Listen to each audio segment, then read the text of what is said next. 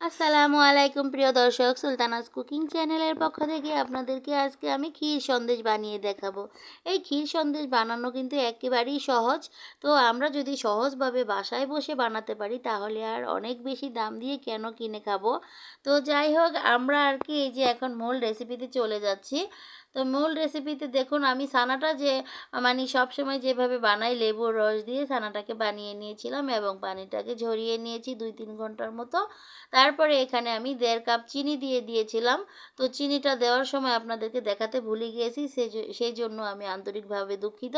তো 1.5 কাপ চিনি দিয়ে এই ছানাগুলোকে আমি মথে নিচ্ছি। আর এখানে কিন্তু আমার 3 লিটার দুধের ছানা আছে। তো ছানাটাকে এখন একটু 5-6 মিনিটের মতো এভাবে একটু মেখে নিলাম। জাস্ট মেখে নিয়ে এখন আমরা ফ্রাই প্যানে দিয়ে দিব।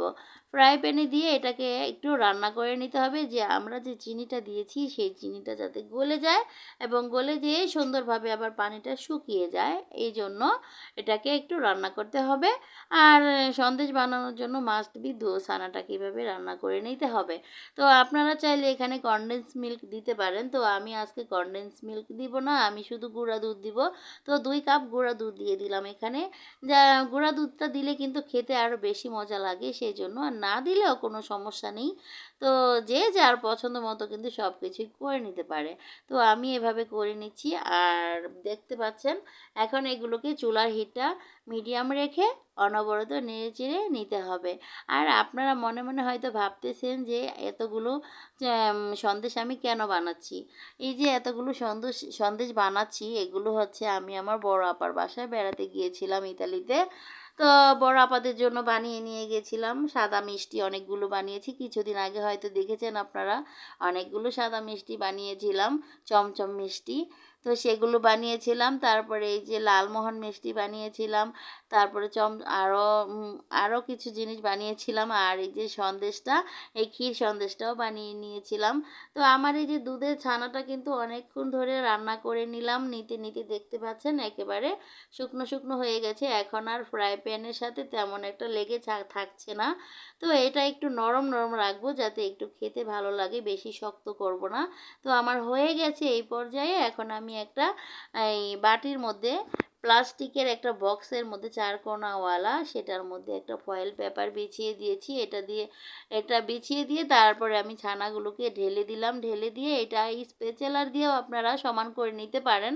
তবে ওটা থেকে আমার দেখলাম যে ওটার মধ্যে শুধু লেগে লেগে যায়। আর সেই জন্য এখানে আমি সামান্য একটু ঘি ভরিয়ে নিয়ে এই ফয়েল পেপারটা দিয়ে চেপে চেপে দিচ্ছি। এতে করে কিছুই লেগে থাকছে না এই কাগজটার সাথে। খুবই সহজে আমি একটু ছড়িয়ে দিতে পারছি। তো দেখতে পাচ্ছেন, এখন আমি একটু হাতের মধ্যে সামান্য একটু ঘি লাগিয়ে এটাকে হাতের সাহায্যে চেপে চেপে একেবারে সমান করে দিলাম। সমান করে এটাকে সাইডে রেখে দিব। সাইডে রেখে দিয়ে আমি এখানে আরও 1 লিটার দুধ কিন্তু অনেকক্ষণ লাগিয়ে ঘন করে নিয়েছি। এই দুধটাকে ঘন করতে কিন্তু আমার 1-1.5 ঘন্টা সময় লেগেছে। তো ভিডিওটা তো অনেক বড় হয়ে যাবে, সেই জন্য পুরোটা দেখাতে পারলাম না। আমি এই যে জাস্ট ঘন করে নিয়ে এসেছি, এই পর্যায়ে আপনাদেরকে দেখাচ্ছি। দেখুন কতটা সুন্দরভাবে ঘন হয়ে গেল দুধটা। তো এই যে এই অবস্থাতে এখন আমি এখানে দিয়ে দিব চিনি। তো চিনিটা কিন্তু অনেক বেশি দেওয়া যাবে না। আর এই ক্ষীর সন্দেশের মধ্যে কিন্তু হালকা মিষ্টি দিলেই খেতে ভালো লাগে। তো এখানে আমি এই জন্য অল্প করে চিনি দিয়ে দিব, 2 টেবিল চামচ।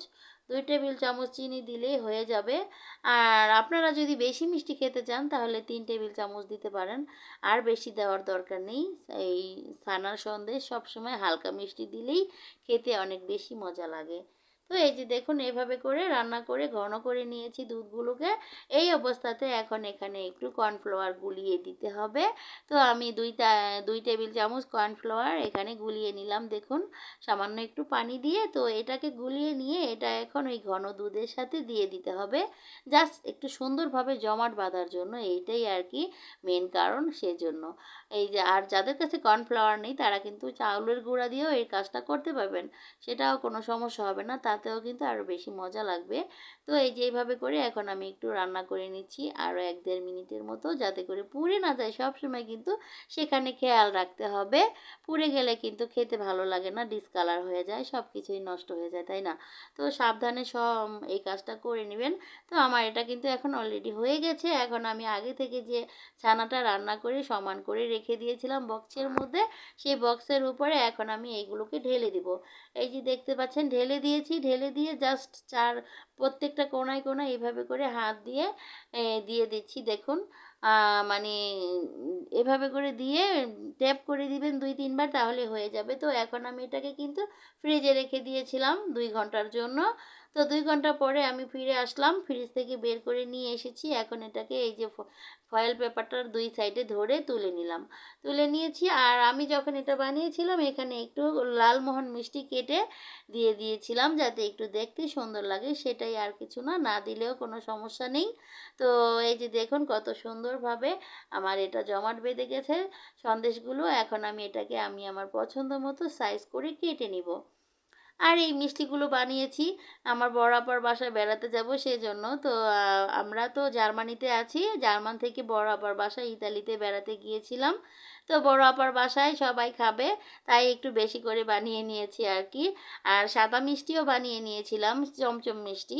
তো সেই রেসিপি কিছুদিন আগে ছেড়েছিলাম। তো আপার বাসায় অনেক দিন আগে গিয়েছিলাম, ১ মাস আগে। তো রেসিপিটা ছাড়তে আর কি অনেক দিন দেরি হয়ে গেল। আর এই তো আমাদের সন্দেশগুলো কেমন হয়েছে, যদি ভালো লাগে প্লিজ লাইক, কমেন্ট, শেয়ার করবেন।